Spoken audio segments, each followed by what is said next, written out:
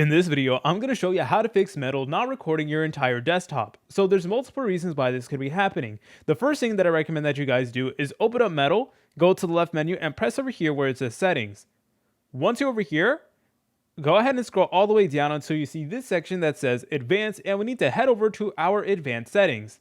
Then all you need to do is scroll down just a little bit more until you see this section that says other and recording. You're then going to see this section that says video aspect ratio, and this is where you're able to go ahead and change it. So what could be happening is that you have the wrong aspect ratio, and most of the time if you want to record everything, then you want to select on game aspect ratio. But of course, you can go ahead and test out all these other different ratios and see if they actually do work. All right, now another thing that you're able to do is you're able to go to the left menu. You want to go over here to where it says quality, and you need to make sure that where it says selected GPU, that your GPU is actually selected. This plays a huge factor, guys. You need to make sure that whatever graphics card you have, that Metal is actually using in order to actually record. And another thing that I recommend that you guys do is restart Metal, so close out of it, then come back to it. Sometimes that does get the job done. I know it's a little bit weird and a little bit basic, but it does work sometimes. So that is definitely something you're able to do.